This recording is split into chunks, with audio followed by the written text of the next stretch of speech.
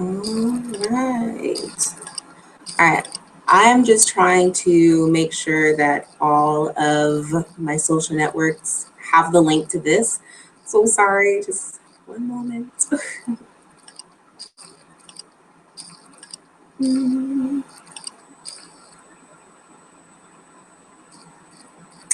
I don't even know where to find it. So hold on one second.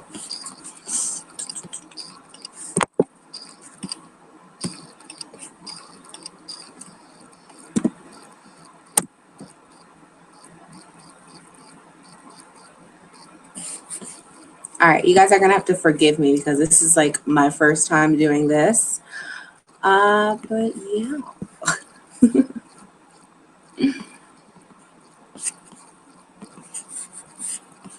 All right, let's see. Can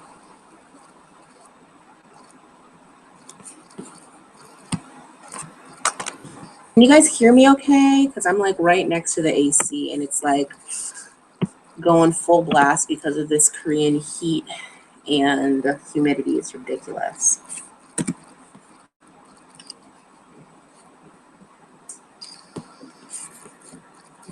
Let's see.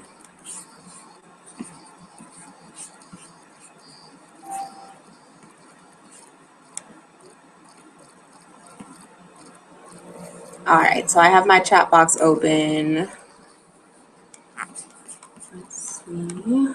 Links.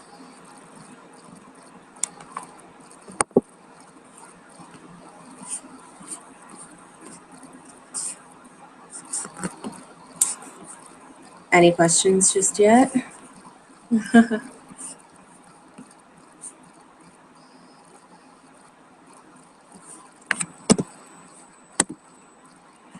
So it's been like really hot these past couple days.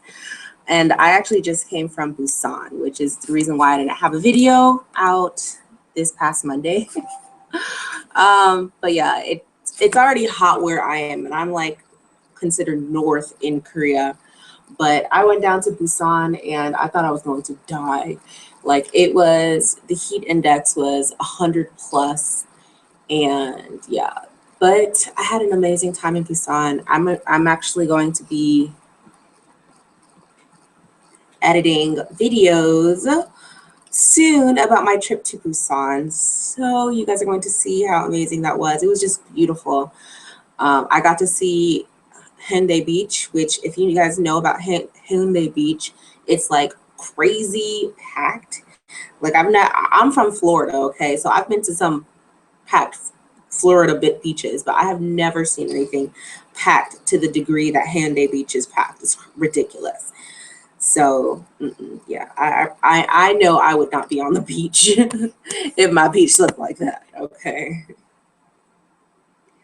All right, I'm just doing some final things. Let me just really quickly do this. But yeah, so I really want to do this live segment because I want to get like a one-on-one personal with you guys, and it's better for me to do it live. I have so many questions that come in all the time, and I really try to look at all of my or look at all my comments, respond to all my comments, but honestly, it is really hard to do that. So if I could just try to do it live, then I think that that's good. So if you guys have any questions about either life in Korea, about me, about teaching abroad, how I did it, etc., that's anything that I did not cover in any of my videos, then you can leave them. But I guess I will, I can talk about the process of getting to Korea because listen, that was a process. I know I talked about it in one of my earlier videos, but coming to Korea was like a long decision for me. I really didn't know if I was going to come to Korea, and it was kind of like this back and forth thing. It was like I'm going, and then oh no, I'm not going. Nobody wants me to there. I'm not gonna be. I'm gonna be honest. Like I was feeling kind of salty because a lot of people that I know, or you know, that started applying uh, to teach in Korea before me, were already getting jobs, and I was like, okay, so is there something wrong with me? Is there something wrong with my video, like my Korea introduction video? You know, so I went back and forth, and then I started getting salty because I'm like, nobody wants anybody that looks like me. Okay, that so I started applying for different jobs around the United States because I was just convinced I was not coming to Korea. Like I just wasn't. But then lo and behold, in February, at the end of or at the beginning of February, like Sarah, who is my recruiter, she was amazing, and she found a position. And when she found that position, within a week, I had a job locked down, and a month later, I was in Korea. Like, it literally turned around like that. So anytime somebody comes to me and is like, oh, do you think I can go, I'll be able to get a job in Korea with the market, and, you know, because I look like this and because this and that. Honestly, I think it's really just having faith in the process, and like you're never safe from feeling like you're not, like from feeling those ups and downs. Like it's just inevitable. Trust me, because coming to Korea is a super long, ridiculous process. You know, if I can remember exactly 1 year ago from right now, I actually submitted my application to Epic on August 1st. Okay, so that was literally exactly a year ago from now. And I got denied by Epic in October, months after I submitted my application. And then I connected with Corvia, and then within 4 or 5 months after I connected with Corvia, then I got a position. Anyways, moving on from that process, you guys know it was a long process. I'm here in Korea, obviously.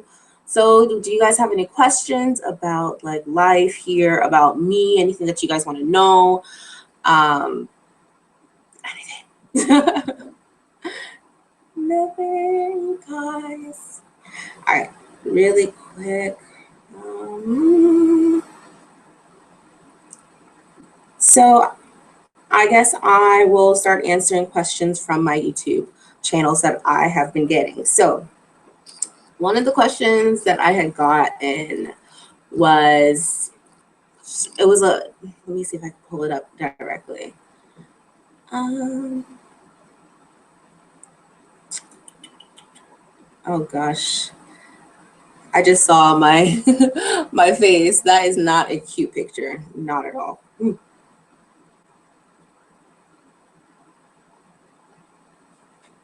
All right, so the question was, Jesus, I cannot coordinate YouTube on my phone.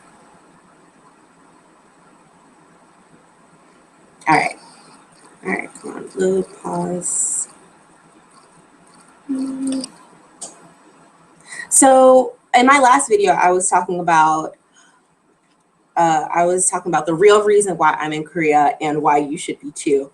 And I was saying, I kept on reiterating a lot, you know, if you're in your early 20s, this is the perfect opportunity for you to come to Korea and do what you want to do. I mean, like, live your life and be selfish. Like, I completely agree with that concept that you should be selfish with your time at this point in your life. However, I had somebody respond and was like, well, I'm 25, so I guess I'm too old to do it now. Pause. Okay, I am 24, sweetheart, so you are not that old to come to Korea. I know someone as old as, she's in her mid 40s here in Korea. Like, she's been here for 4 years, okay? So age is not a number when it comes to coming and getting a position in Korea. But when I say that if you're in your 20s, this is the perfect opportunity for you, that's what I mean. I feel like if you're in the beginning stages of your career where you have minimal work experience, minimal internship experience, you're out and you're fresh out of college and you don't want to live off of your parents and you got loans to pay, et cetera, then I definitely think that teaching in Korea, if not teaching in Korea, but teaching abroad is it's a great opportunity for you.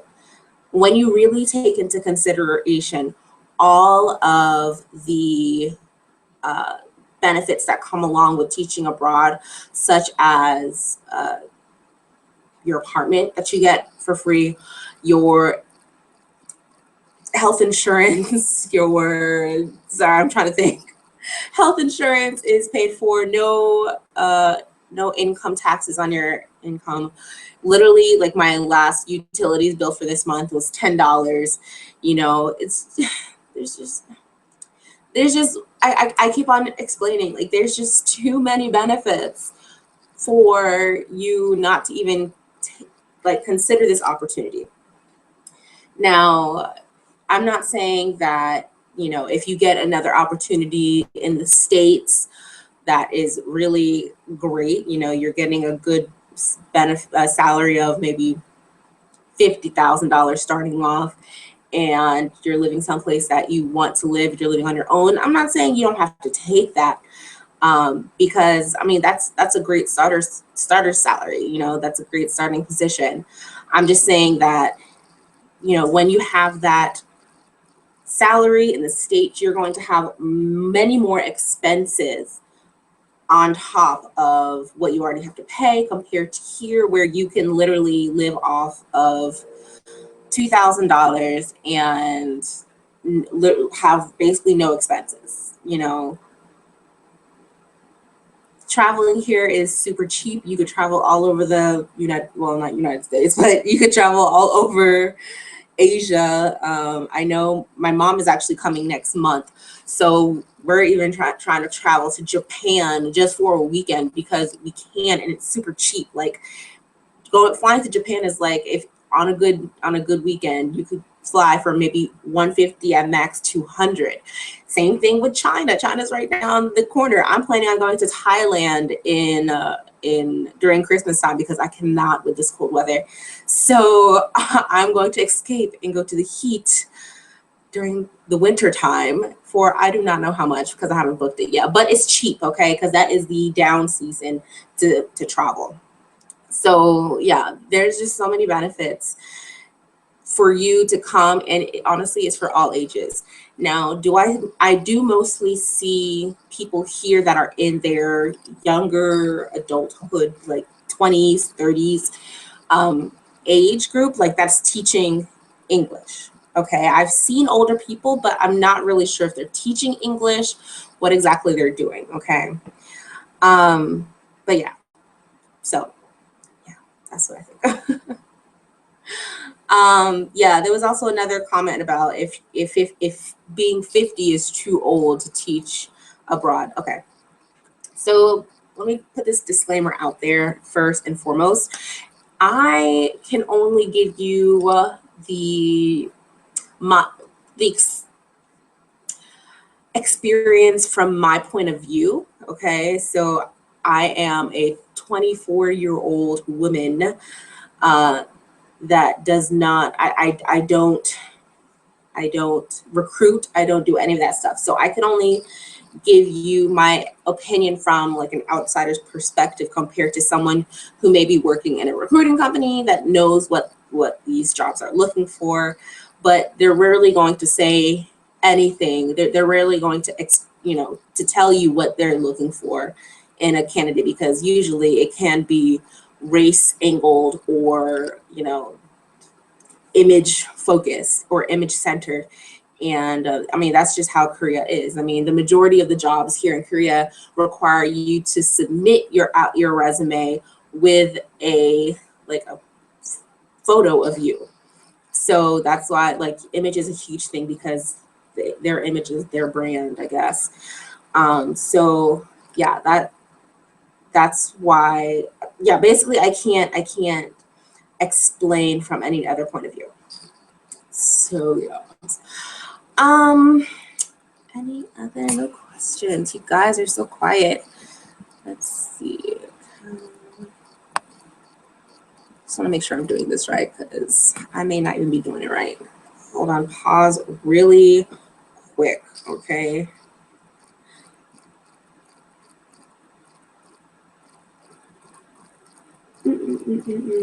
Oh, by the way, can you see chat? There are some people are. Can you see the chat? There are some people there already. Yes, but I didn't put up the link. Let me make sure. If you guys are not following me on Instagram, this is a perfect opportunity to go ahead and follow me on Instagram, because this, honestly, I only put out videos once a week, and sometimes even more than that. Like this time around, it was only once every 2 weeks. Let me respond. So my Instagram account is on here at _ fabulous Nat. That's it. That's me. At _ fabulous Nat. You guys see it? So, what? There are a bunch of people asking questions. Wait, whoa. Hold on one second, you guys.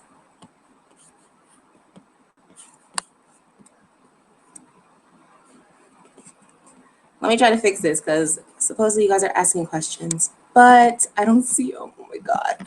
Oh, I'm doing something wrong. Gosh, you guys, I'm so sorry. I thought that this was all set up and ready to go, but I guess it's not. Oh, Lord have mercy. And my computer's so slow.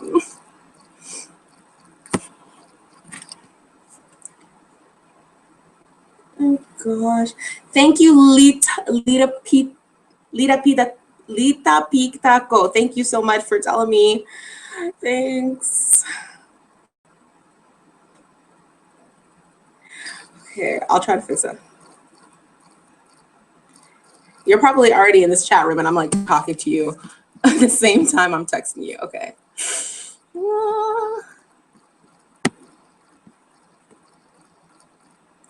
Okay, just technical difficulties really quick, you guys.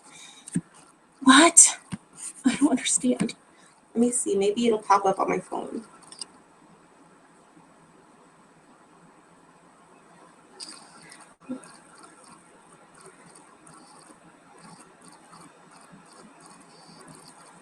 Google Plus, is it on Google Plus? Oh Lord, you guys, what is going on? I'm like freaking out now, like. All right, technical difficulties, you guys. Let me see if I can fix this so I can see your questions that you have.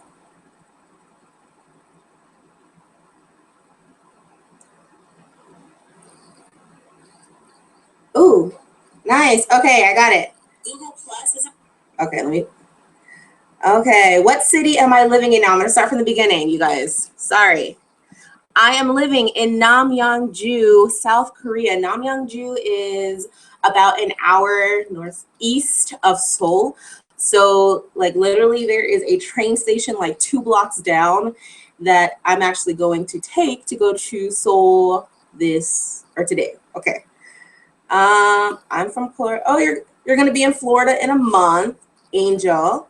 Do people surf there or on? I didn't see anybody surfing on Handae Beach. I just saw people just laying around in Handae Beach. By the way, for everybody who just joined, I was in Busan like this past week. How does Florida humidity compare to Busan humidity? Okay, or Korea humidity. Okay, so here the biggest difference I would say is that here in Korea, I actually have to walk and I have to be outside and I don't have a car. Whereas in Florida, I would go from wherever I'm at, my home, be outside for maybe 15 seconds, hop in my car, drive where I need to go, hop out of my car for about 15 seconds, and go back into AC. In Korea, there is no AC, okay? So you have to deal with that heat and the sweat and the humidity. So yeah, that's the biggest difference is there is AC everywhere in Florida compared to Korea. Now, I really don't think that the temperature is much different because when you walk out into Florida heat at times, like you are hit like with humidity, okay? And you can feel that. I feel that here in Korea too. Like sometimes you feel like you literally cannot breathe, okay? But it's only been like really bad for the past like 2 or 3 weeks. Supposedly by the middle of August, it should be going down and we should be experiencing fall weather. All right. How much money should you save before moving abroad? Antoinette Doje. Um, okay. Now this, if you're talking about moving abroad or if you're talking about teaching abroad, I feel like moving abroad is a completely different thing. Whereas teaching abroad, you know that you have money set up eventually once you get your ARC card set coming through. Teaching abroad. So for me, the money that I brought to come to Korea was about $1,000. Okay, that was a lot more than what I needed. It's just, I did not. No, there's no excuses. I just brought $1,000 with me. Okay. However, people say that you can live off of $800, maybe even $600 when you first come here. I just wanted to make sure that I was safe and ready to go for that first week. I didn't know what kind of expenses I needed. I didn't know what I would need to buy, cleaning supplies, or I didn't know how dirty the room might be. I didn't know any of that stuff. So I came prepared. However, before even coming to Korea, now I do want to let you guys know that the paperwork process to come to Korea, that is an expense I was not expecting to pay. Like the background check, all that stuff, the background check, what else do you guys do? The apostle service, the visa, all that foolishness was like $200, like right off the bat. And shipping, like I had to ship all my documents, my package, like 2-day air to Korea, and that was like $90 right there. It was ridiculous. It took me, I think I had 15. Yes, it is hard to get a job. It is here. I still think it's time consuming to get a job here in Korea. Angel said, it took me a while to find a job too. Haha. I think I had about like 15 or so recruiters before I finally got an interview. But I finally found a great school a few weeks ago. Yeah, so with my recruiter, they sent me, what they do is they send you like the jobs and their descriptions, and you can respond to the recruiters and say, oh yes, I'm interested in that position, or nah, that's not something I want to do. It's not in the city, or their pay or their hours is not, whatever. I must have said yes to at least 50 jobs, and I did not have one school ask for an interview up until 4 months later, right? August, September, October, November, December, January, February. 4 months later, exactly. So yeah, it's not gonna be easy. I didn't really have to do any work. It was all my recruiters that had to do all the work for me. Okay, so it may take a longer than what you expected. Sorry, you guys. Yes. How is lesson planning for you? Are you on your own as far as planning? Is there guidelines you have to follow? Are you expected to teach? What types of things do you teach? Okay, so what if you guys watched one of my earlier videos, like teaching obstacles? That was my biggest worry when I first came here to Korea, was teaching or lesson planning, and I wasn't really sure about that. However, okay, so background on what I'm doing. I'm teaching in a middle school here in the country, and I work with, I don't work with just one co-teacher. I work with several different co-teachers, okay? I teach all of the first and second grade students at my middle school. Okay, so that's approximately, that's 7 classes. That's 14 classes. That's 14 classes for first and second grade. But then I teach the first grade twice a week, and then I teach second grade once a week. So I don't know how many hours that adds up. It's a lot. So each class has their own homeroom teacher that or homeroom or co-teacher that I go with. Usually the co-teacher will tell me, all right, so this week we're going to be focusing on lesson 4. The co-teacher is the one who does the grammar lesson. Like, she has her own class and I have my own class. So she teaches the grammar, and she usually does that in Korean, where I teach communication. At first, yes, it was very difficult because I was really trying to feel out my students and understand like what they enjoyed, what their levels were. And that's something that's the kind of information that they don't give you on the get-go. Like, they don't tell you anything. They don't tell you what milestones they should have reached by that point. So I really had nothing to go up against. So I was talking to my students like, hello, how are you? And my students were looking at me like, why is she talking like that? Like, okay, so eventually I realized that my students were much more advanced than I had even anticipated, and I didn't even have to talk that slow with them. There are still some students that are very slow, but yeah. Anyways, lesson planning. I use waygook.org. If you guys have not heard of that site, everybody talks about that site. Like, that's just like the resource to go to. So I use that kind of like as my base foundation of my lesson plans. Because some of them have a lot of interesting things, or they pretty much cover like the basis of what I want to teach my students, but I make it my own. All right, so with my students, they like group work, and they perform better with group work and competition and just games and just all that kind of stuff. So I have to change that boring lesson plan that somebody made and make it my own to suit my classes. So that's really where my thing comes into play. And that's really how I do my lesson plans. I get ideas from someplace else, and I just mesh it all together. Yeah. Sorry. Okay, let's go. Let's see.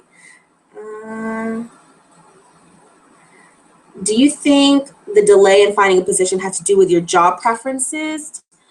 I do think so, because I wanted to be close to Seoul, but obviously I didn't get Seoul. But I told them I would like to be connected to Seoul in a way. Now, if you come in and say, I am free, I'm going to go anywhere, I don't care if you put me in the boondocks, you may find a job much easier. But there's a problem, because you're going to be in the boondocks, okay? You won't be able to get anywhere.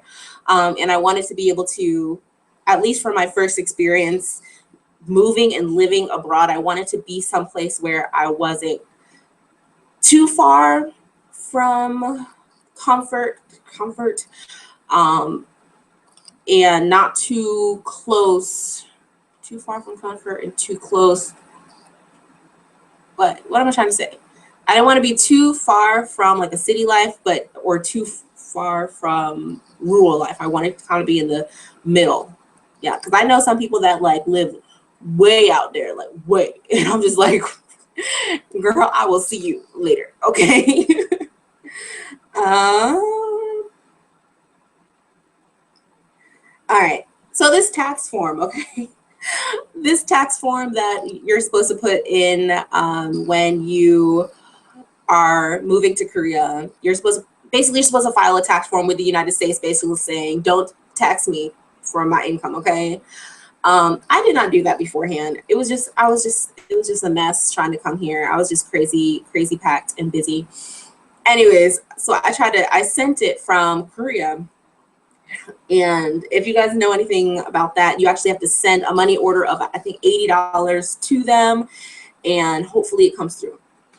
So it didn't come. It took about 2 months for me to hear anything back from them, and they're telling me I need to send some letters with my hand signature. I don't know what it is. Anyways, I'm gonna try to get that done as soon as possible because I am not about them taking all my money from me. Okay, no. So yes, make sure you do that way ahead of time, like unlike what I did. Hey Nat, where did you get your TEFL from and how many hours are best to get? If you only get an online TEFL, can that hinder you in getting hired? All right, so nowadays, especially in Epic, I know for a fact in Epic, it is a requirement now that you have to have an in-class portion for your TEFL or TESOL certification. You have to look on their website for the specifications for how many hours, but I know that is definitely a requirement for Epic. However, I do believe, don't quote me on this, I do believe that you can still get a position in Korea with only online, like the online application process. However, you probably will not be placed in an Epic location, okay? So I did 2 different programs, okay?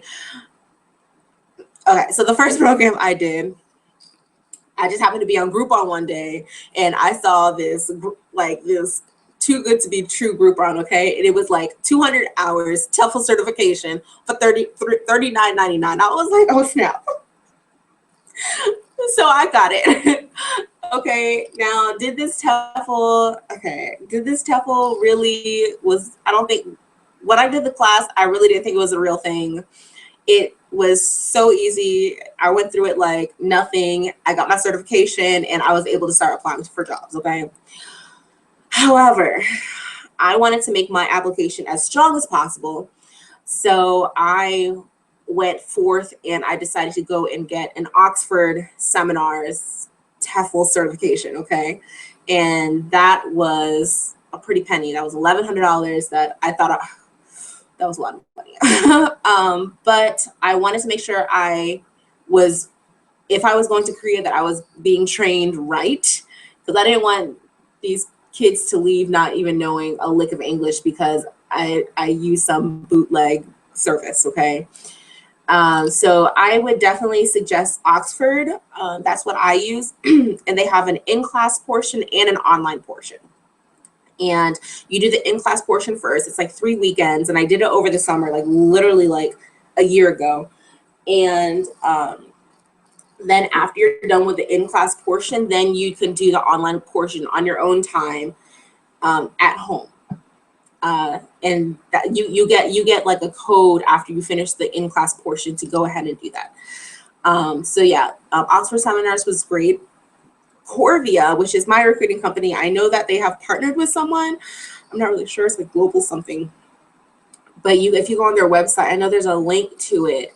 And I believe it's only online, and I think it's 150 hours, whatever the minimum number of hours is needed to teach in Korea. So if they are promoting it, then they can't find you a job, then there's a problem. So yeah, let's see. I'm so behind. Yay! Lady Trujillo, Lady Trujillo. Yes, FSU knows. Woo! Okay. You said once you started with Corvia, you did not have an interview until spring. So, if I want to get a job for the fall term, when should I start the paperwork with the recruiting company? Like 6 months in advance. Like if you wanted a job in fall, I would have started submitting my app, like working with Corvia if that's who you're working with, by no later than March. Okay, because March time is when they know.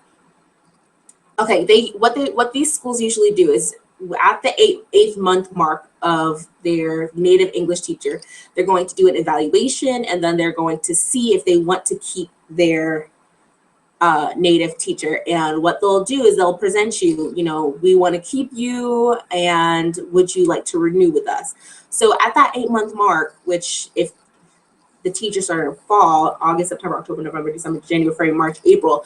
By April, the schools know if they're going to keep their English teacher or if they need to go start looking for another one. So if you're already starting with Corvia by April, then you can, they have your paperwork and stuff in the process, and they are working to get you a job the minute those jobs open up. So in my opinion, I believe that is the best time if you want to get a fall position through Corvia. Okay, let's see what else is there. Come on. It's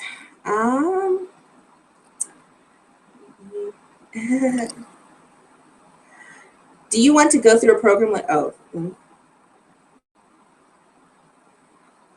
okay, after all the Epic and Gepic, after all the cuts Epic and Gepic have gone through, I don't know if I will apply to them directly.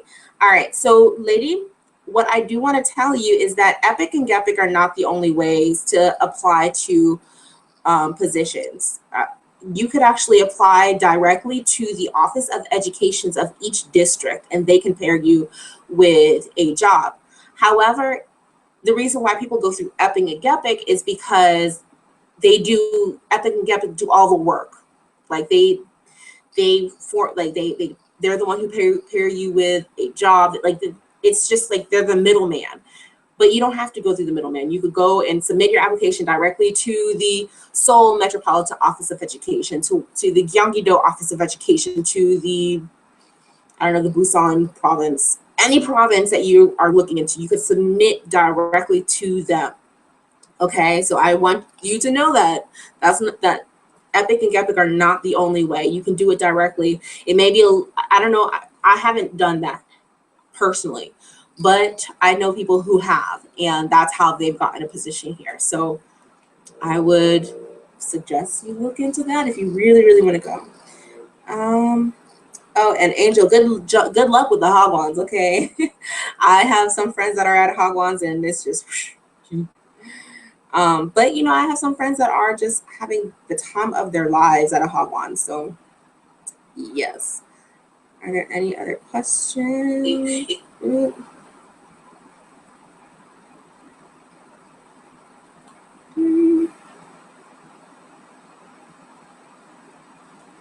All right, let's see. Y'all having an entire conversation in in my chat section, like between each other.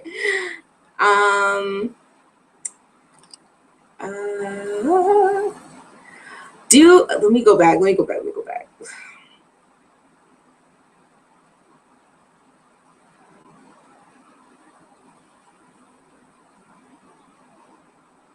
That's so nice though, Angel. That your current boss is super nice. That's really great. That they're trying to have that relationship with you at a Hagwon, because there are very very negative stories about Hagwons, but then there are a few like amazing stories about Hagwons. Yeah. Oh gosh, you guys. Okay. My biggest fear. Yeah, I understand. Okay, so lady said my biggest fear is still whether or not I will definitely be able to get a job. And trust me, I understand. I was talking about this earlier because when I had originally applied to Epic, I was like, yes, I know I'm gonna get a job. Okay, my video is amazing. My application is flawless. Okay, there's no reason for me to get a job. And when I got that email saying, sorry, you have been rejected, I'm just like, what? I was not expecting that. Like it was literally like I was blindsided. Like I was like, anyways. So when I applied to Corvia and I didn't hear anything back from them by December, I was like, okay, this don't even look like it's gonna happen. And the reason why I say December is because if you look at everyone's, like the majority of like recruiting people timeline, like you should hear about a job interview for spring no later than December, because that's when you're supposed to start sending in your information and your paperwork and all that stuff. And once December 31st hit and I didn't hear nothing, I was like, yeah, well, I don't have a job, so let me start applying to other places. And January came around, I was applying to different places. I was in the United States. I was considering moving to New York. There was all this craziness.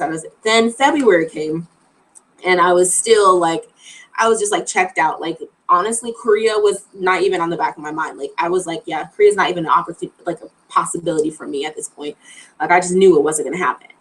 But when I got that email saying that one job out of the 50 zillion jobs that I applied to wanted to interview me, I was like, well, dang, like that's crazy. So that's why I'm like, don't let the fear of not getting a job or the possibility of not getting a job and you being held back because of the job cuts, like don't let that hold you back, because you'd be surprised. There can be a job here for you. Okay, if not Korea, China, if not China, Japan, like there, if not one of those, Thailand. There's jobs everywhere that have similar benefits as Korea. Just really be open and don't lose faith like I did at a certain point. Okay. And honestly, if you get certified, a TEFL certification, to teach abroad and you end up not teaching abroad, what negative consequence are you going to have for having an extra certification on your resume that you can brag about? Yes, I am qualified to teach second language learners, English. Like there's not, I say if you're going to get a certification, just like flaunt it. Like that's an amazing addition to your resume.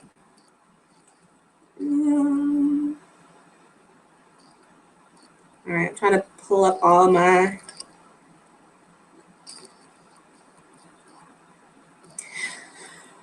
I heard, okay, so Country Chickadee 08 says, I've heard Korea is very strict on their background checks. I have a misdemeanor of reckless driving from about 6 years ago. Do you think this would hinder me from a job over there? I actually have no idea. I'm the worst person. I'm the wrong person to ask. I personally don't know anybody that had anything on their pull up on their background check who's here in Korea. Like I don't know anybody that has had anything. Yes, Korea is strict, but I don't know if it's for like drug use and things of illegal nature or like car use. I mean, honestly, I would just try. There's no harm in you just trying, because even if you do come to Korea, you're not going to have a car. So what are you gonna do? Just like run into people? I don't know. All right. Oh, somebody asked if I was feeling homesick. Actually, I have been here for 4 months, and this is actually going on my 5th month, and I am not homesick. Like I'm surprisingly not homesick. Like I am like the happiest person ever. Like I feel like amazing. I walk out and I'm just like, yes, I'm living in Korea. I'm living in a completely different country. Yeah. I have not felt homesick yet, and I'm just embracing this time and enjoying my life. However, around Christmas time and the holidays, that will definitely be another story. Because even when I was in college, I started feeling homesick. But right now, I'm at peace. I'm happy. All right. Oh, that was Boxio Girl that asked me that one. Um, okay, so lady said, I plan on starting around March and get the final paperwork done as soon as I graduate in May. So I assume I will have plenty of time to find a job by August, but I'm still so scared. I was scared too, girl. Just pray and hope for the best, and just let it be known that you may not start at the start date in August, which is usually when school starts around like the beginning of the school year. You may get a job for October or November, like a weird start date. Like me, I didn't get a start date for August or for March 1st, which is the start of the school year. My school date started March 23rd, 25th. I don't know. It was at the end of March, okay? Like the students were already in session. They were already working with the previous teacher. And they were like, then I walked in, they were like, whoa, what's going on? Like, whoa. All right, so don't let that fear overwhelm you, okay? That's really what I'm gonna say. I really wanted, so Angel said, I really wanted Seoul and I ended up getting it. What? So if you really want something, hold out and you could get it. Now, Seoul is possible if you are open to doing hagwons. However, with my battery's running low. Oh my gosh, you guys. I'm going to have to cut out. Oh Lord. All right, you guys, give me 1 second. Hold on 1 second, you guys. Sorry, you guys. And don't mind the mess. I'm so sorry.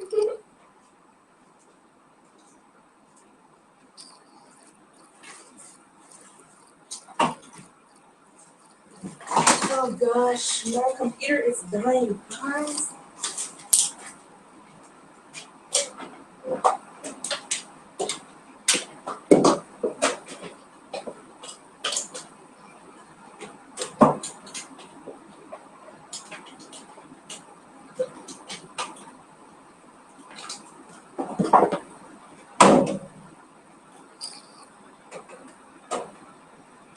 Okay. Hopefully my computer doesn't die. Okay. Good, you guys. There we go. Girl, we're just getting good. We're just getting started. What are you talking about? Okay. Ooh. All right, you guys. All right.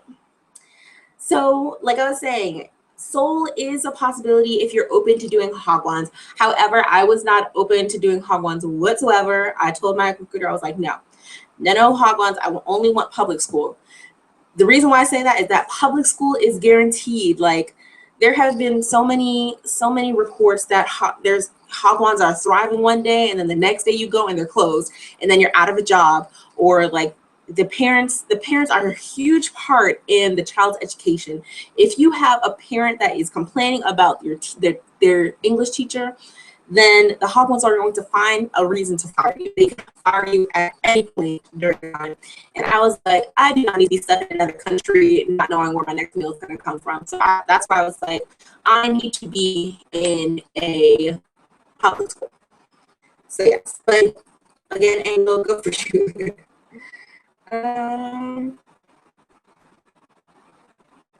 Seoul, Incheon. Okay, so let me actually pull up my bus map or my train map. Okay, I want to let you guys understand that all of these locations are connected to Seoul. I don't want you guys to be so close-minded to think that it's only Incheon, like those areas are like thriving, because as long as you're connected to Seoul by one of these lines, you can get to Seoul easily, okay? It may take you up to an hour like it takes me, but it doesn't even feel like an hour because I have so many transfers. All right.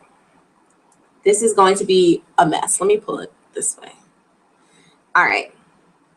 So as you can see, that right in the middle is Seoul Station. you usually don't go to Seoul Station unless you're going to like catch a train or something like that. I usually don't go to Seoul Station. But let me point to you the top places where you probably are going to go. You probably want to go to Myeongdong. Myeongdong is great for shopping. And then close to that, I'm trying to do this. It's all backwards for me. So please bear with me. So you have Myeongdong right here. Right here.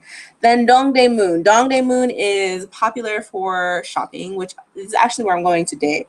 Dongdaemun History and Culture Park and Dongdaemun itself, these two, are great places. Again, here's Seoul area. Hongik, how many people know of Hongdae? That is the stop for Hongdae right there. Hongik University. So these are like, this area is like the most popular area for people to think, that people think of when they think of Korea. Now let me zoom out. Look at how far it goes. Okay, so you see this big blue river? That's the Han River, right? Yes, Han River. All right. When you go west, you have, I know somebody was saying Incheon. Incheon somewhere over here. Nope, this is not. This is the other way. Sorry, this is where I live. Sorry, this is what is that, east? So this is east of Seoul, right? So I live off of this line. So I live actually, no, this line, pyeongnae-hopyeong. I live off of that stop. So you see, like, I'm so easily connected to all these things over here. Let's go north, Ujeongbu or Ujeongbu. This area up here, this is closer to the north of Korea. So you'll probably be closer to North Korea than you are to Seoul. But you still have a great connecting point up there. We go west of Seoul. You have the airport railroad. So when you come in from Incheon, that's the location where you will be. And where's Incheon? Incheon is over here too. This is all like Incheon area, east or west, sorry. And then south, you have Suwon. Where's Suwon? What is this? No, that's not Suwon. Suwon is over here somewhere. I cannot. Where is it at? Anyways, I hope that you guys get that idea. I'm trying to give you guys like an overview of like Seoul. As long as you're located somewhere on this map, you have great access to Seoul. Okay, so don't be really close-minded in the location, because or caught up in the location when you're looking for a job, because all these places are great places to be, and you can get easily to Seoul because the trains are on time every day. Like, you have no problem getting around. All right, now let's go back to my questions. If I can pull them up.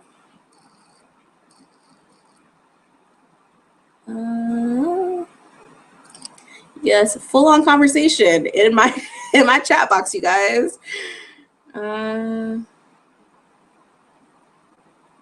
Where did you do the online class portion? I did it through Oxford Seminars. If you guys are familiar, I am from Florida, and I did Central Florida, actually. If anybody knows of Apopka, that's where I live. Yes, hey, Apopka is so small. But mine was at Rollins College down there. It was 3 weekends in a row, so Saturday and Sunday for like all day. Yeah, that's how I did it. Okay, so Manu235 says dress codes. I know some people have recommended business casual. What types of things do you wear to school? All right, so so when I first came to Korea, I was teaching in my school. I was wearing business casual a lot. Like at least the first week. That's what they usually say, wear business casual the first week to make a good positive impression. However, after that, I had asked my co-teacher, I was like, do I have to wear like business all the time or can I be comfortable? And my co-teacher, legit, this is what she said. She's like, oh, girl, she speaks really great English. She's like, girl, no, you can wear whatever you want. With a native teacher, they are more relaxed. And when she said that, I was like, psh, all right, here comes. So the next day I came in jeans. I was, yeah. So basically, I wear jeans a lot of the times. If you want to wear a skirt, you can. I would suggest that the skirt be at least knee length or below because they are definitely still very conservative. Tops. Now, I thought that my tops are fine. This top is actually fine, but I had like a rounded scoop neck top like this. And I would wear those tops to class and whatnot. But I didn't realize it was a problem until I was talking to one of my teachers one day, and I was like, yeah, you know, I sometimes I feel like I'm just so I'm so exposed compared to you guys, because literally my teachers will wear a top like this and then take a scarf and like cover their necks, and I'm just like, like this is going to turn somebody on, like I don't know. But yeah, so I was like, compared to everybody, I feel like I'm just so like open and exposed. And she's like, yeah, sometimes when you bend down in class, you can see the you know, the outline. And I was like, see, I didn't know people were paying attention that much. So now I'm really cautious in like keeping my stuff up. It's already hard for like big titted women, bigger chested women to manage this. Like my cleavage literally goes up to my neck, so like there's really no there's really nothing that can basically none of the clothes that I brought are considered Korea appropriate, but since you are a foreigner, you have more freedom in what you want to wear. So yeah. But yeah, something like this kind of top, you see how it's like literally touching my neck like this? This is perfect, okay? But this is, I like to breathe. So I still wear my scoop necks. Yeah. Oh, Harry Boner Law says, can I just say you have helped me so much? I'm 13 and it is my dream to teach English in Korea. Your videos are so educational. Thank you, Harry. I'm happy that I have been able to help you and inspire you to reach for the stars. All right, let's see. Any more questions? But this is okay. Hold on. Okay. Also, being from a southern state myself, all right, what kind of things did you pack for the winter? This is by Manil. I don't know how to say it. Sorry, Manil. I don't know. All right. I am very lucky because my mother is obsessed with Korea. So the minute I got a job in Korea, she booked her vacation. So she's coming in September. Therefore, I did not have to bring any of my winter stuff because she's bringing it. So praise God, I'm so lucky. However, yes, I'm from Central Florida. I have never had to experience a winter in my life. And from what I understand, Korean winters are very harsh. There is snow, and I'm pretty sure I'm going to wake up pissed every morning during the winter time because it's long and sad and like dreadful. However, I have multiple parka jackets that I purchased. I have a wool coat. I bought another wool coat actually online today. I bought a, what is it called? They're like the best, it's a snow boots. They're like the best brand in Maine or something. I forgot what the name is. I bought some boots, some snow boots, because I'm not playing about the snow, okay? I have leggings, leg warmers, what is it called? Y'all, as you can see, I don't know the terminology for snow clothes because I don't have to deal with it, so I'm so scared. But yeah, I have clothes. I try to prepare as much undergarments because I feel like that's the most important part of winter wear is your undergarments. So I bought a lot of like leg warmers, long johns. That's what it's called, long johns. Under under fleece wear, stuff like that, because that is definitely what you need here. Oh, you're so welcome, lady. I'm so happy I was able to do this. I didn't know if this chat was going to work, but you guys are like on it. Okay, I just want to first of all say I have the best subscribers ever. Like, you guys are like on a roll. You guys are on fire. You are amazing. Honestly, if it wasn't for you guys, I would have long stopped doing this, but you guys are like so amazing. It's so entertaining. So, tips for your video submissions. What types of things did you include? So Manil, are you talking about the GEPIC, like the video that you submit for your schools? If you are, I hope I'm gonna refer on that because my my chat doesn't refresh automatically. So basically my submission video, what I did, and I will, if you guys go to my channel and look under my playlists, I have 2 playlists, Life in Korea and Korea vlogs. If you go, I think it's Life in Korea. If you go to Life in Korea and you go to like one of the first videos, it is my GEPIC video, okay? Now, my GEPIC video, the content that I put in my GEPIC video was basically to highlight everything that I have done, especially since I'm not a teacher. So it was really to highlight my experience with children and how passionate I am about children, and you know why I want to come to Korea. It's because I want to impact children. You know, you really want to focus on the reason why you're coming to Korea, not because, oh, you love Korea so much and that you love the culture, you love this. That is, yes, that's a great part of being in Korea, but at the end of the day, you're in Korea to do a job, so you need to make sure that you are highlighting that. You have to make sure you highlight and you show your enthusiasm for children, because when I tell you, there's a word that goes around that says that it's a teacher-tainer. You literally have to be a teacher-tainer for these students. So they're looking for people who are energetic and that are excited. And when I tell you, that's the way I got my job, okay? Because I went up, my co-teacher told me I went up against 8 other people in my job, or for this job, for the school, and they chose me. Despite me having lower qualifications, they chose me because I was the most peppiest and happiest and bright and let's go, let's do this, you guys, yeah, like.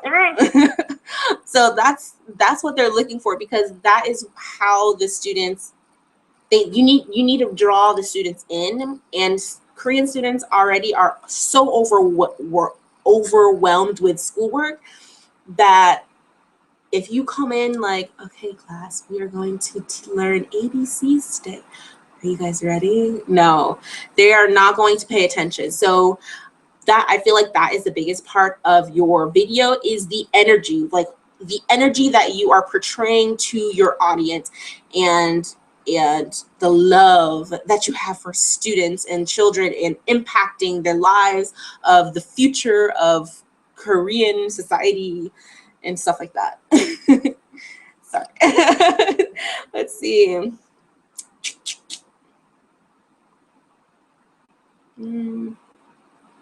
Ooh, okay, some from Angel again. I have a question. How did you decide to go to Korea? Like, where did you hear about it? Okay. So, before I had narrowed my decision down to Korea, I actually made this long spreadsheet of all the countries where I could teach English and the benefits, the pros, cons of each place, like everything. Like, originally, I really wanted to be in a Spanish-speaking country because I want to become fluent in Spanish.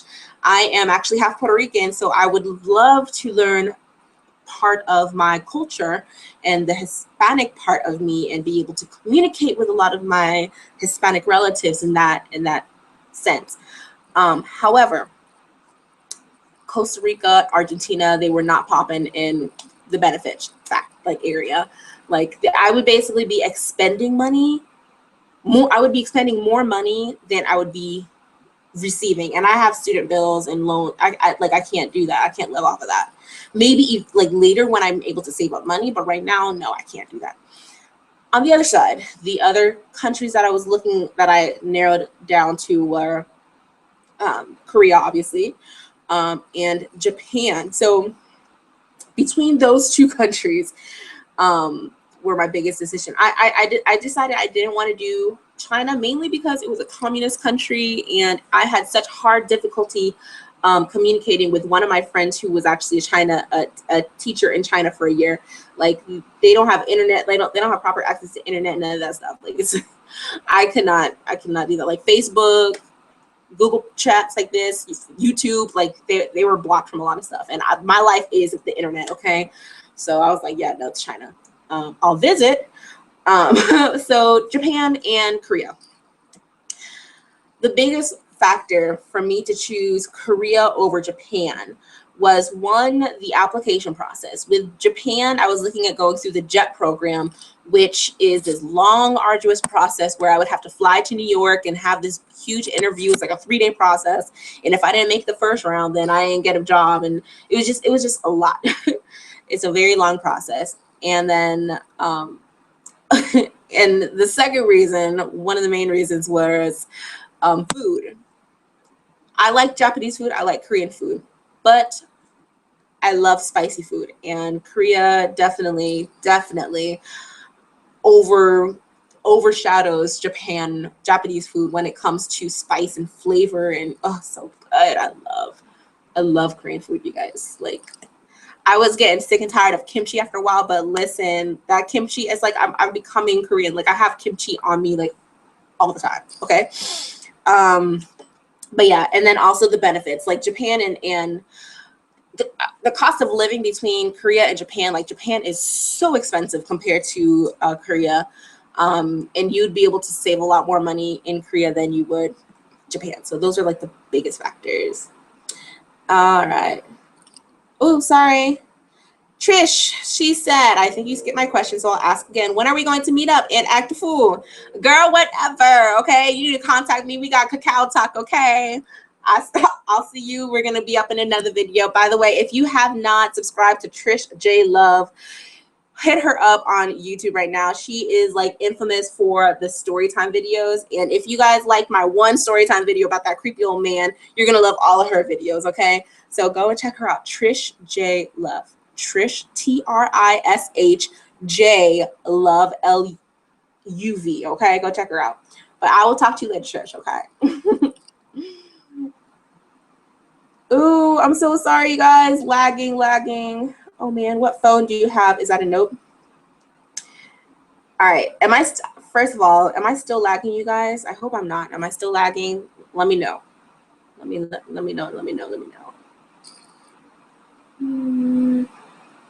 You're gonna love all of her videos. Ooh, you can. You guys are so funny. Oh, you guys are so nice. All right, sorry for the lag, you guys. Sometimes my internet goes out a little bit. The phone that I have is the Samsung Galaxy Note 3. I got this in the US. This was originally T-Mobile. Wait, you can't even see it. T-Mobile. And I had it unlocked before I came here. And I got a Korean phone now, or a Korean SIM card now. So now I am on that 5G, you guys, okay? All right. And yeah, I brought it with me. OMG, I'm gonna ask like 1,000 questions. So how long do you plan on staying in Korea, and how's your Korean language skills at this point? You guys, okay. For sure, I'm staying in Korea for 1 year, okay? Right now, I'm in just bliss. I'm just enjoying life by myself and my money and life, okay? I have really been thinking about doing another year. I've really been thinking about it, okay? But we will see at the 6th month and the 8th month mark, because things can turn around like that, okay? So I don't want to give any like solid answer, but we will see. Okay, we'll see. And what was the other question? My Korean skills. You guys, okay. I have realized if there's anything, like, Korean is not easy, but is it still, is it lagging again? Lagging? I don't know. Korean is not easy. However, there are 3 words that you should know in order to get through any conversation. Okay. 안녕하세요. 안녕하세요. Yeah. Hello. 네, 네, 네. Yes, 네, 네. And 감사합니다. 감사합니다. 네, 네. 감사합니다. That's it. I have gotten through life for the past 4 months using those 3 words. Like, dead serious, okay? And like Koreans, like, from those 3 words, people are like, oh my gosh, you speak Korean? You speak so good. And I'm like, sorry, 안녕, 한글, 아니, 한글, 한글어, sorry. Like, they think that I can speak Korean from those 3 words, okay? So if you don't know any Korean, like, at least know those 3 words because you could get through anything. My Korean skills right now are getting a little better. Me with reading Korean is getting better. Do I know what I'm reading? No, but being able to read it is getting a little faster and easier. Now I'm able to order food online, and I'm like, okay, 전 치킨, okay, psh. You know, I'm able to order food online much faster and easier because I could read it. I'm actually thinking about doing a free Korean class in Seoul for like next month, to really try to improve. Like, this is like the prime opportunity to learn a language when you're living in that country, right? And you're surrounded by that language. So I'm going to really try and do that. All right, I'm gonna stay on for 15 more minutes, you guys, because it's about time for me to go. Hey, could you? Oh, hey, guaranteed. So another friend that I met from SoulTube. If you guys haven't seen that video, you guys should check it out. But guaranteed is. He said, hopefully I could be as famous as you. Haha. Yo, no. I'm gonna give him a shout out. Guaranteed. He does vlogs as well. Okay, Garen, because it's his name. GARREN, then TEED, guaranteed. I think that's like the most amazing play on words ever. When you told me your Instagram or your YouTube name, I was like, that is so smart. Like, why can't I come up with that? Like, there's nothing like that flows with Nat. Like, there's just nothing. So that's why I have Fabulous Nat, Traveling Nat. Hey, Nana. Hey, Malika. What? Nana, you're from Scotland, UK? That is so awesome. And thank you. Girl, I'm fresh out the shower. No makeup, no nothing. My lips are dry as heck. I should take my hair down right now because I came out the shower and I didn't want to be dripping, soaking wet on camera. Ugh, guys. Okay. Thank you guys. You guys are so nice. Like I said, I'm going to repeat this. My subscribers are like the bomb diggity. Like, you guys are so amazing. I love reading all of your comments, and I read every single one of my comments on my channel that you guys post on my Instagram. Like, I love it. You guys are so awesome. All right, let's see what else. Do I do a lot of online shopping? Yes, ma'am, I do. I do a lot of online shopping. I have not shopped at Gmarket though. I do want to see what Gmarket has. I'm just so scared to shop at Gmarket, especially for clothes, because the majority of clothes are in Asian sizes. So Asian sizes are like extra small. Even if it says plus size, that plus size is a medium, okay? So that's the only thing. I've been shopping at mainly like UK and Australian brands that ship internationally, which I'm actually going to do a video on being plus size and voluptuous in Korea and where to shop in Korea and online. So that's why I'm actually going to Dongdaemun and Itaewon today to start filming that for you guys. So yes. But yeah, when I start shopping on Gmarket, I'll see how that is, because Gmarket is, to me, there's a whole bunch of stuff and it's really confusing. Thank you, Nana. She's like, I love how focused you are. Thank you. And Venus 2020, you need to start updating your beauty channel again, girl. I miss those vids. Okay, yes. I am getting on that. I promise you. That's why I wash my hair, and I'm going to prep my hair for my next video, which is going to be my perm rod. I have been flashing my perm rod do like curly hair all in Korea. It's like the easiest thing. Yes. Fabulous Nat is my other channel if you guys want to see my beauty channel. I started off with Fabulous Nat in 2009 with hair, natural hair, makeup, and stuff like that. And then I transitioned into Traveling Nat, which is why you guys are here. So yeah, you guys can go and follow both of those. Well, you're obviously, hopefully following Traveling Nat, but if you want to follow my other one, Fabulous Nat, you can go ahead as well. Let's see. I have to keep refreshing my feed because you guys are here. It's weird to hear me. All right. Yes, Nana, shout out. Okay. What? It's 2 a.m. over there? Girl, what's she still doing up? It's 10:21 a.m. over here. It's bright and sunny morning. And I know you guys are about to go to bed. It's 9:21 in the United States too, right? Something like that. Depending on where you are, Eastern Standard Time. But yeah, it's bright and sunny like the morning star. Yeah.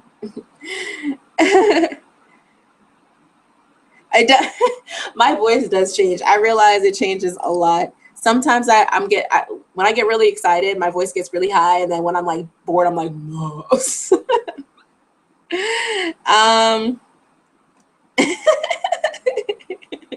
Oh, she's gonna start.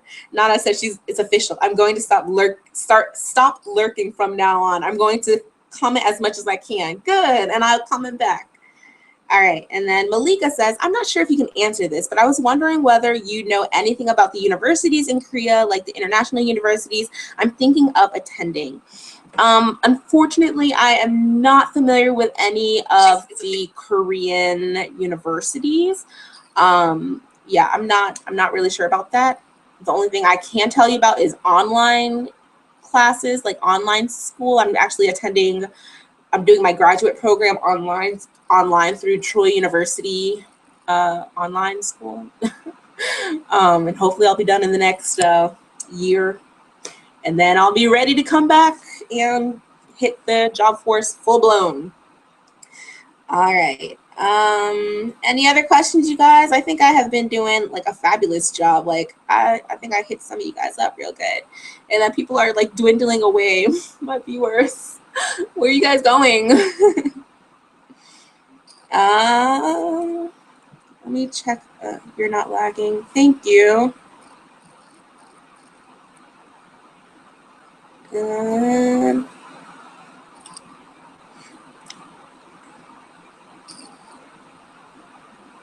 Okay. Somebody left me a message through Facebook. I wonder if it's the same thing. On my photo. Who else? That's weird. All right. Any more questions, you guys? Any more questions? No? Let's see.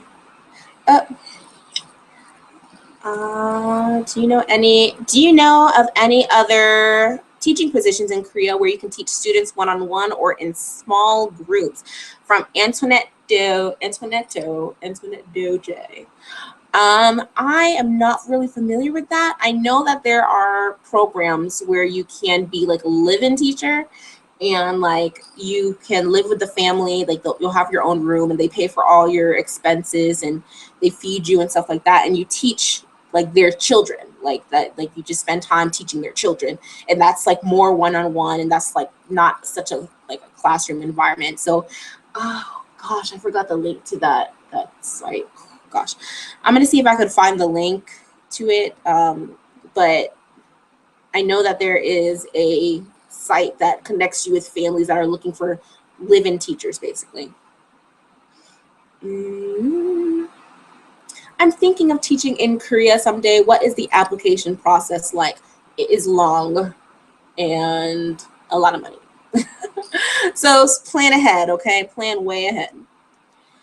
And thanks for answering me. Love your videos, by the way. You're so helpful. Good luck with your studies. Thank you so much, Malika, and good luck with you. Hopefully you'll learn some more about the Korean universities here in Korea.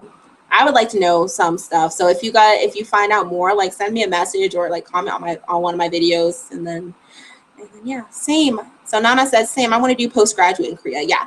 So I'll tell you some of my challenges that I've had with doing my postgraduate here. So books books for my online class have probably been the most like stressful part, because I have to, if it's an actual physical book, I would have to get them shipped here, and shipping is an arm and a leg. So what I usually do is I'll ship it to my mom, and my mom will ship it to me, because it's cheaper that way.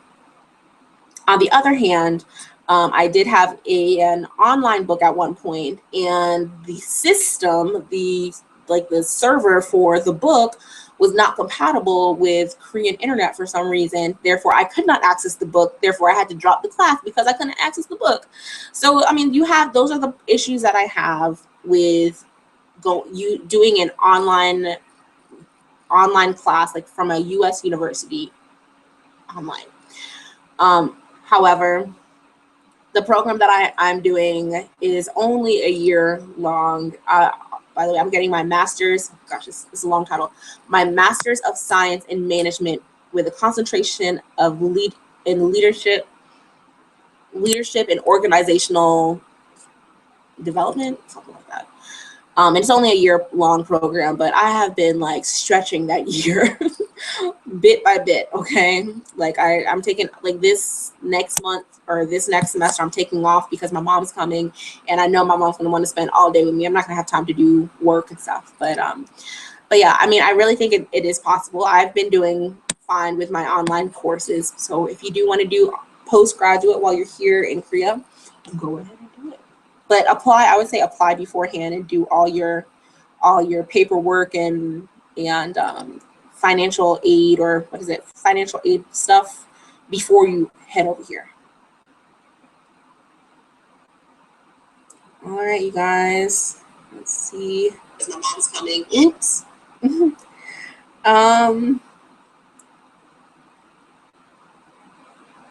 Okay. All right. International relations. Nana, there's actually, oh my gosh, I want to tell you guys all about this stuff, but I don't even know what it's called.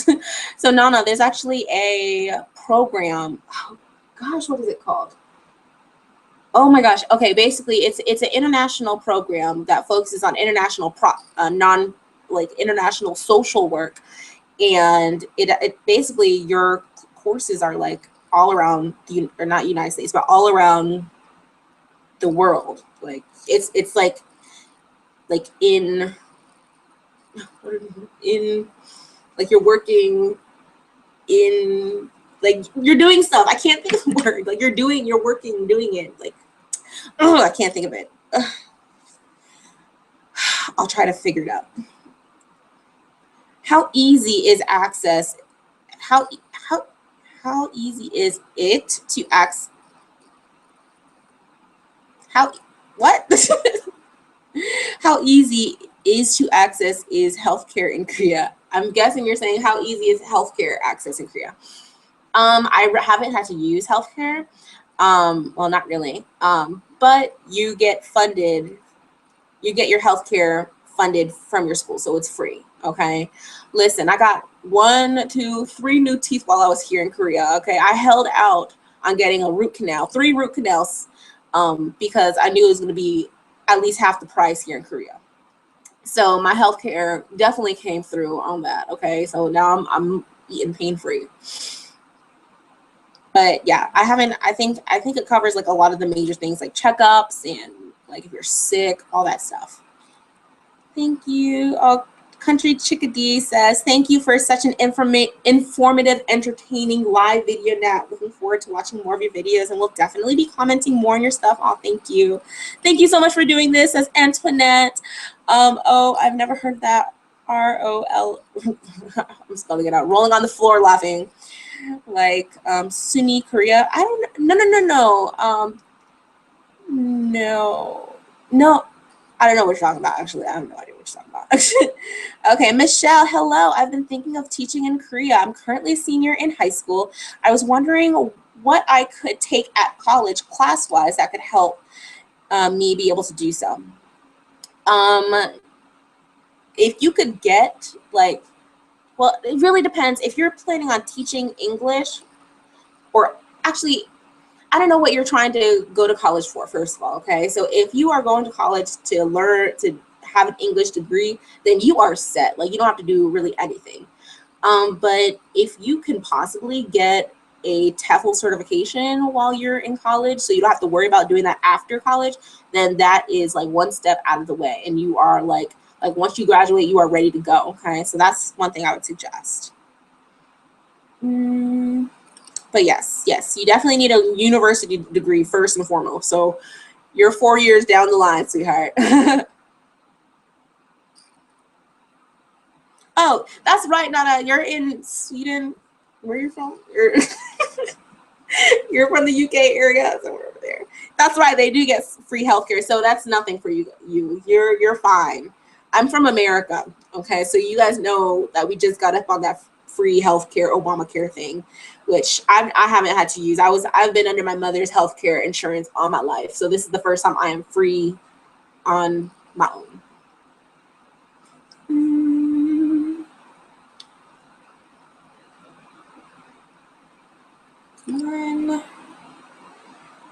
What is the most fun you've had since being in Korea? Okay, so Stephanie Stiff says, what's the most fun I've had in Korea? Okay.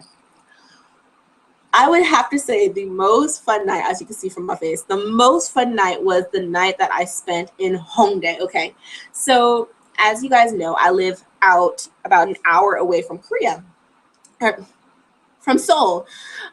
So really and truly, the trains stop running at midnight. So if you are not on your train, well, for me, if I'm not on my train no later than 10:45, I'm not getting home.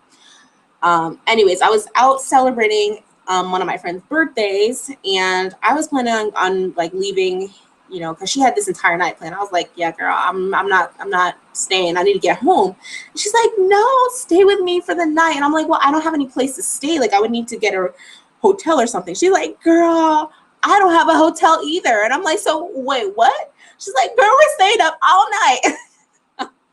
And we stayed up all night. Okay, we stayed up all night in Hongdae. We went to like 3 different like clubs or bars, and we ended up at one club. It was like some underground club. We were on stage like hopping, and they were playing the most like bougie, I don't want to say bougie, but the most like crazy American songs. Like, I don't know, it was like really like rock and roll, like I love rock and roll, like that kind of song.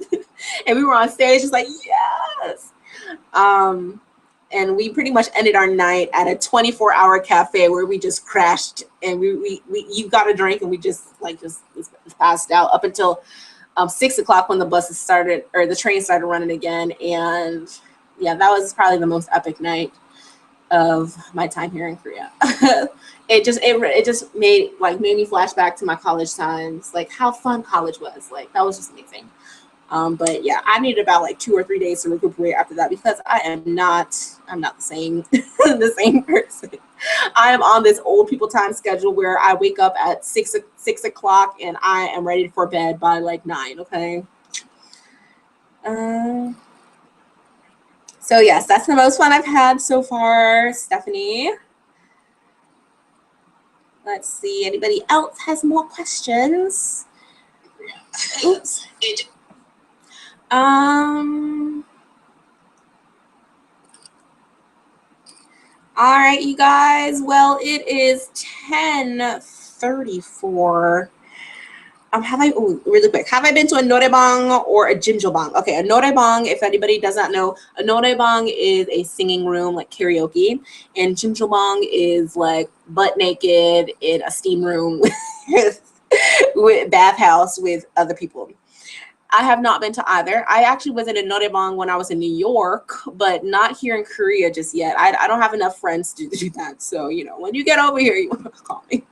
I would like to go to a noraebang. There's plenty of noraebangs all over the place. You could hear the screeching, hollering sounds of someone who's trying to die through the rooftops in Korea.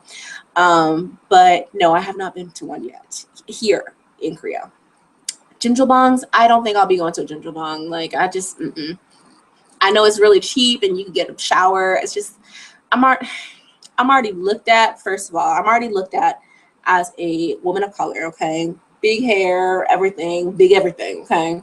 That I walk into a jjimjilbang where everybody's walking around butt naked. No.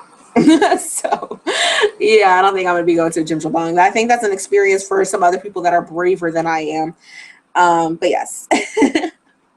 So yes, you guys. Anyways, I hope that you guys enjoyed, and since you guys were really, really like active on this, I'll probably do one of these like once a month. Because I love talking to you guys. You guys are so amazing. Again, you guys are fabulous. So yeah. I'm going to start getting ready because I'm going to Dongdaemun and Itaewon today to go shopping, and I'll be filming a video. Anyways, if you guys are subscribed to me, hopefully by tomorrow, hopefully crossing fingers, I will have my part 1 of my Busan trip. There was just like so many things I did in Busan that is literally going to take up 2 videos.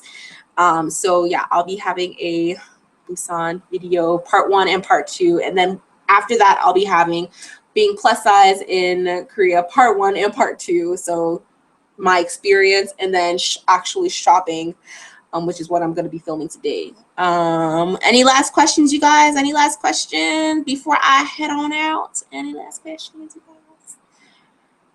I will have any. Oh, thank you for staying up for me, Nana. I know it's like 2:30 where you are, girl. You are so great. So great. All right. All right, you guys. Much love, you guys. Mwah. I will see you guys later. Bye. Good night, you guys. Good night.